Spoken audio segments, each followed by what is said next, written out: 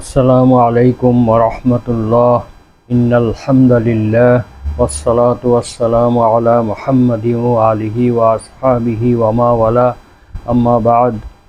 সম্মানিত দর্শক শ্রোতা, মুসলিম ভাই ও বোনেরা, মহাগ্রন্থ আল কোরআনের তাফসির বর্ণনা অনুষ্ঠানের আজকের ৮৩তম পর্ব শুরু হতে যাচ্ছে।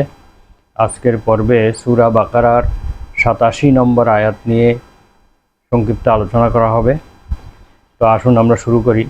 আউযু বিল্লাহি মিনাশ শাইতানির রাজিম। বিসমিল্লাহির রহমানির রহিম।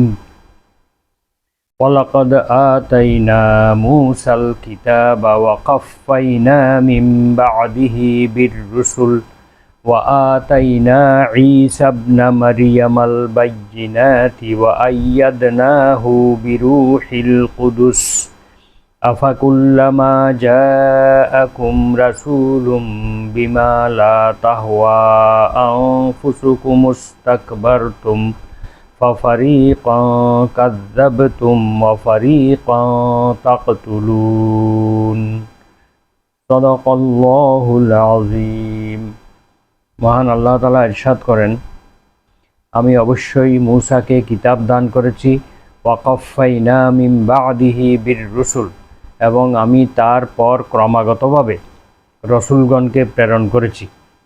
ওয়া আতাইনা ঈসা ইবনা মারইয়ামাল বায়্যিনাত, এবং আমি মরিয়ম পুত্র ঈসাকে সুস্পষ্ট নিদর্শন দান করেছিলাম। ওয়া আইয়াদনাহু বিরূহিল কুদুস, এবং তাকে পবিত্র আত্মা দ্বারা আমি সাহায্য করেছিলাম, শক্তিশালী করেছিলাম। আফাকুল্লামা জাআকুম রাসূলুম বিমা লা তাহওয়া আনফুসুকুম ইস্তাকবারতুম, যখনই তোমাদের কাছে কোনো নবী রাসূল এসেছেন এমন কিছু নিয়ে যা তোমাদের মনোপুত নয়, যা তোমাদের ইচ্ছার বিরুদ্ধে, এমন কোনো আদেশ বা এমন কোনো বিধিবিধান নিয়ে যখন নবী রাসূলগণ তোমাদের কাছে এসেছে, ইস্তাকবারতুম, তখনই তোমরা অহংকার করলে। ফাফারিকান কাযযাবতুম, অতঃপর একদল নবীকে তোমরা মিথ্যাবাদী বললে। ফাফারিকান তাকতুলুন, এবং আরেক দল নবীকে তোমরা হত্যা করলে। এ হচ্ছে আয়াতের সরল বঙ্গানুবাদ। এই আয়াতের মধ্যে বনী ইসরায়েলের অবাধ্যতা, তাদের অহংকার এবং তাদের মনের খেয়ালখুশি তথা প্রবৃত্তির উপাসনা করার বর্ণনা দেওয়া হয়েছে। তারা তাওরাতের পরিবর্তন সাধন করল, মূসা আলাইহিস সালামের পরে তার শরীয়ত নিয়ে অন্য যেই সব নবী এসেছিলেন তাদের বিরোধিতা করলো, তাদেরকে মিথ্যাবাদী বলল এবং একদলকে তারা হত্যাও করল।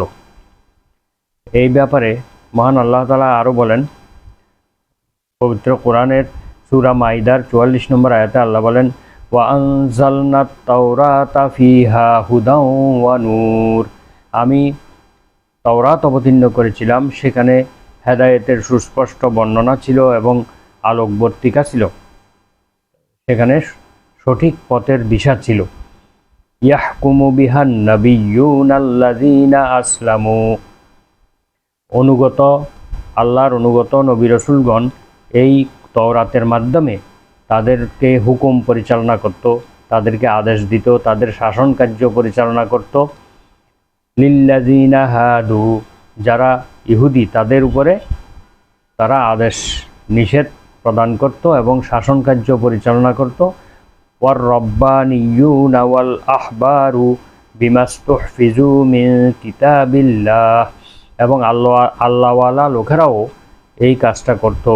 নবী রাসূলদের পাশাপাশি আল্লাহওয়ালা লোকেরা, রব্বানিয়ুন অর্থ আল্লাহওয়ালা লোকেরা, ওয়াল আহবারু এবং ইহুদি আলেমগণ, বনী ইসরায়েলের মধ্যে যে আলেমগণ ছিল তারাও এই তাওরাতের মাধ্যমে লোকদেরকে আদেশ দিতেন এবং শাসন কার্য পরিচালনা করতেন। বিমাস্তুহফিজু মিন কিতাবিল্লাহ, কারণ তাদেরকে আদেশ দেওয়া হয়েছিল আল্লাহর এই কিতাবকে সংরক্ষণ করার জন্য, আদেশ নিষেধ বাস্তবায়নের মাধ্যমে এই আল্লাহর মহান কিতাবকে সংরক্ষণ করার জন্য তাদেরকে আদেশ দেওয়া হয়েছিল। ওয়াকানু আলাইহি শুহাদা, আর তারা এই ব্যাপারে সবাই সাক্ষী ছিল, তারা নিজেরাই এই ব্যাপারে সাক্ষী ছিল। তো এই ব্যাপারে এখানে আল্লামা ইসমাইল ইবনে আব্দুর রহমান আস-সুদ্দি রহমাহুল্লাহ বলেন, আবু মালিক রহমাহুল্লাহ বলেছেন যে কাফাইনা শব্দের অর্থ হলো সাফল্য লাভ করা।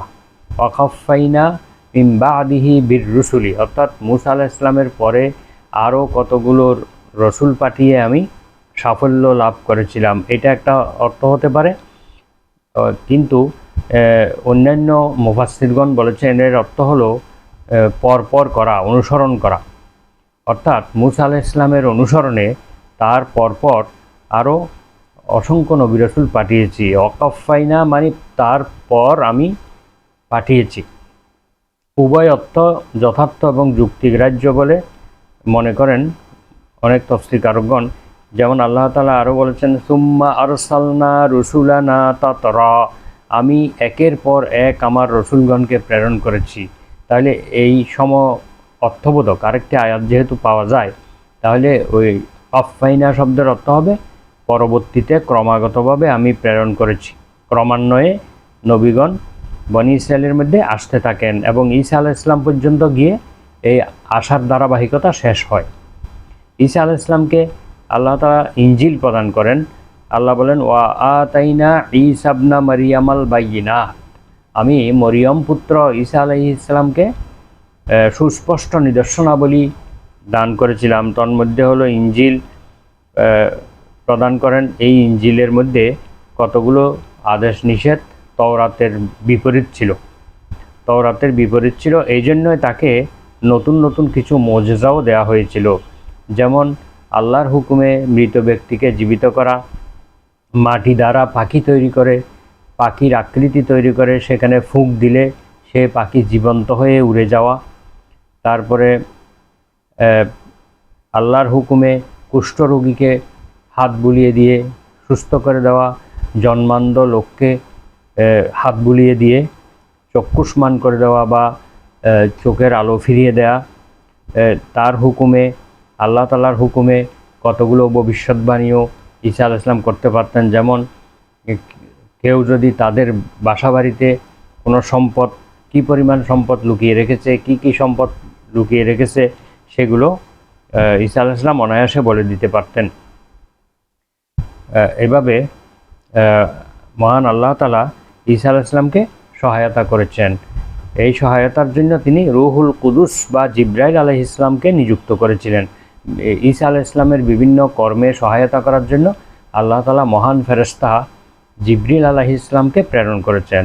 জিবরিল আলাইহিস সালামের বেশ কয়েকটি নাম পবিত্র কোরআনে এসেছে। এই আয়াতে রূহুল কুদুস বলা হয়েছে, অর্থাৎ পবিত্র আত্মা। পবিত্র আত্মা বলতে জিবরিল আলাইহিস সালামকে বোঝানো হয়েছে। অন্য আয়াতে আল্লাহ তাআলা রুহুল আমিন বলেছেন, কোন আয়াতে শুধু রূহ বলা হয়েছে।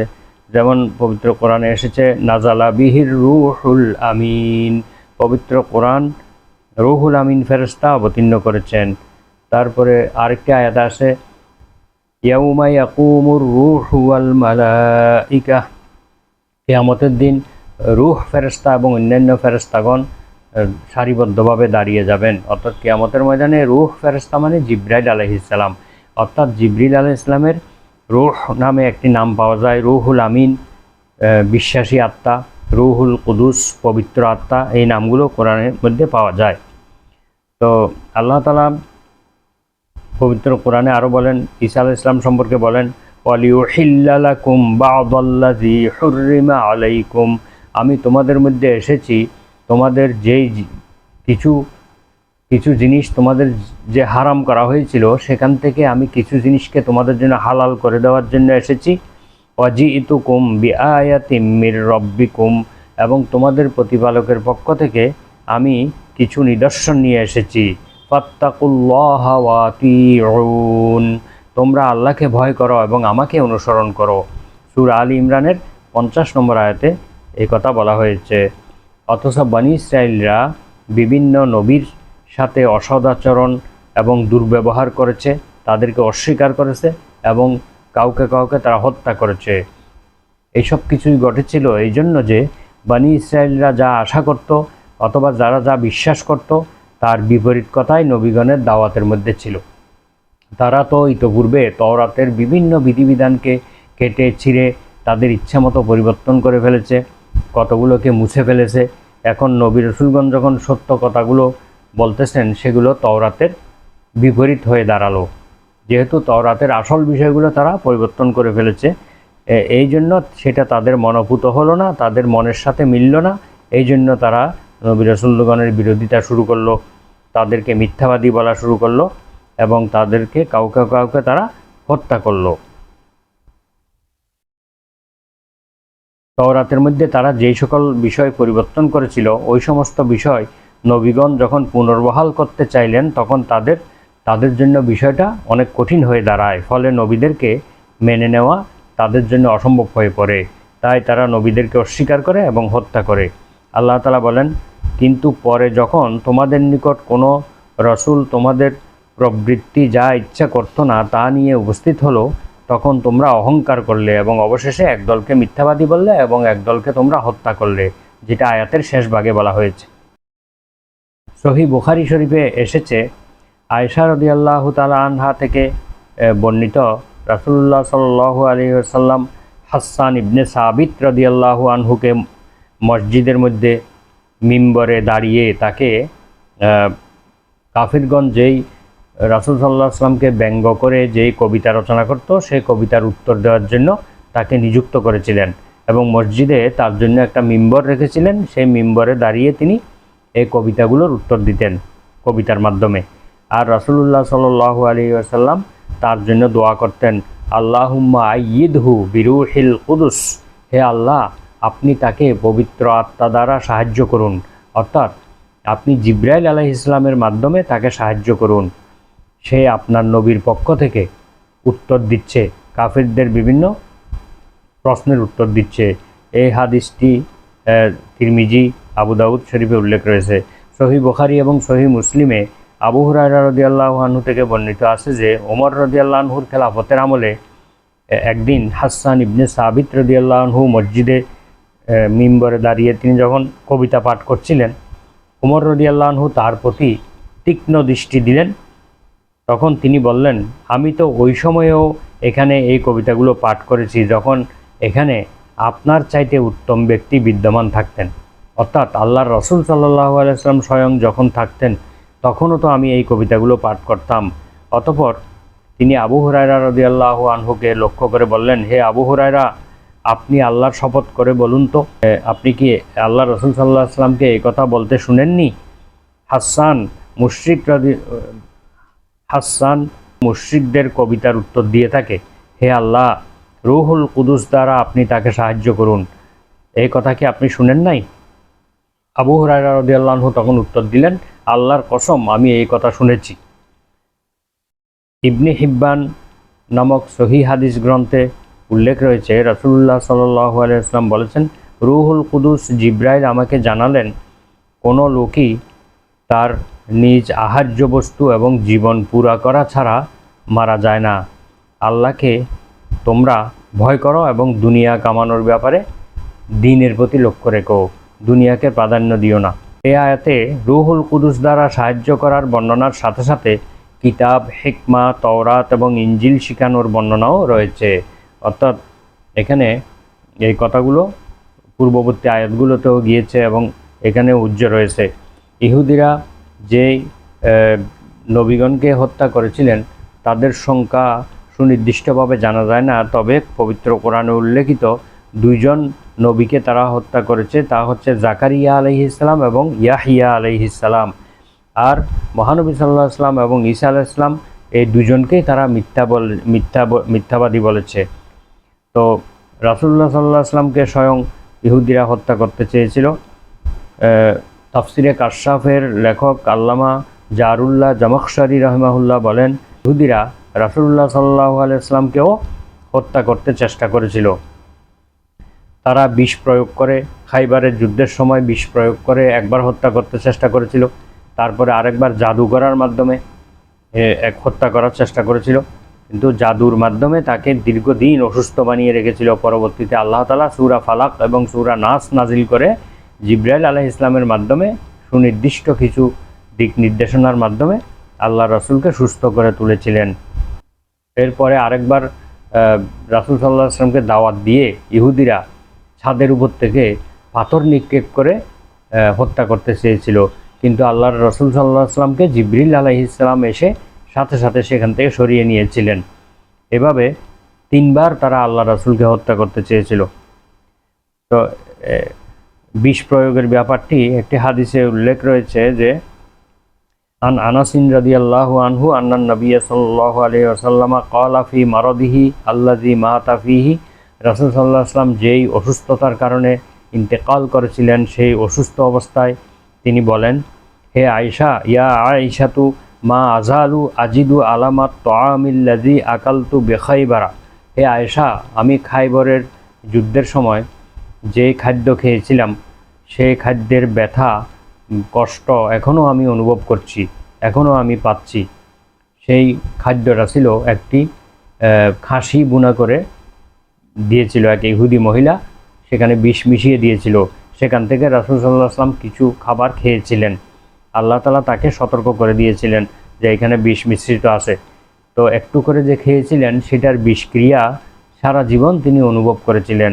বিশেষ করে ইন্তেকালের সময় যে অসুস্থতা অনুভব করেন সেই বিষক্রিয়ার কারণেই তিনি অসুস্থতা অনুভব করেন। তিনি বলেন, ফাহাজা আওয়ানুন ওয়াজাত্তু ইনকিতা আবহারিয়িম মিন যালিকা সাম, আমি সেই বিষের কারণে এত কষ্ট পাচ্ছি যে আমার হৃৎপিণ্ডের প্রধান ধমনী ছিঁড়ে যাওয়ার উপক্রম হয়েছে, এমন অবস্থা হয়েছে। অর্থাৎ সেই ইন্তেকালের সময় এই বিষের ক্রিয়া তিনি অত্যন্ত কঠিনভাবে অনুভব করেছিলেন। তো এইভাবে তারা রাসূল সাল্লাল্লাহু আলাইহি ওয়াসাল্লামের বিরুদ্ধেও ষড়যন্ত্র করেছিল। তো এই হচ্ছে আয়াতের সংক্ষিপ্ত তাফসির।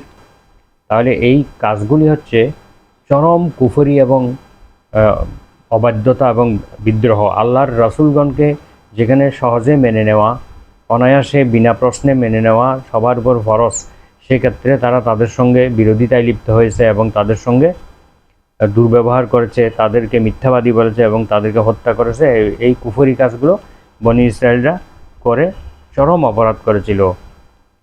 এই অপরাধগুলো বর্ণনা আমাদের উদ্দেশ্যে বা শেষ নবীর কিতাবে কোরআনের মধ্যে উল্লেখ করার উদ্দেশ্য হলো আমাদেরকে এই সমস্ত ঘটনা থেকে যেন আমরা শিক্ষা গ্রহণ করি, রাসূলের আনিত কোনো বিধানের যেন আমরা বিরোধিতা না করি এবং কোনো কিছুকে যেন আমরা মিথ্যা প্রতিপন্ন না করি, সবগুলির প্রতি আমরা আনুগত্য স্বীকার করি। এটাই হচ্ছে এই আয়াতের উদ্দেশ্য। তো আল্লাহ তাআলা আমাদেরকে এই আয়াতের শিক্ষা অনুযায়ী আমল করার তৌফিক দান করুন। সুবহানাকা আল্লাহুম্মা ওয়া বিহামদিকা আশহাদু আল্লা ইলাহা ইল্লা আনতা আস্তাগফিরুকা ওয়া আতুবু ইলাইক। আসসালামু আলাইকুম ওয়া রাহমাতুল্লাহ।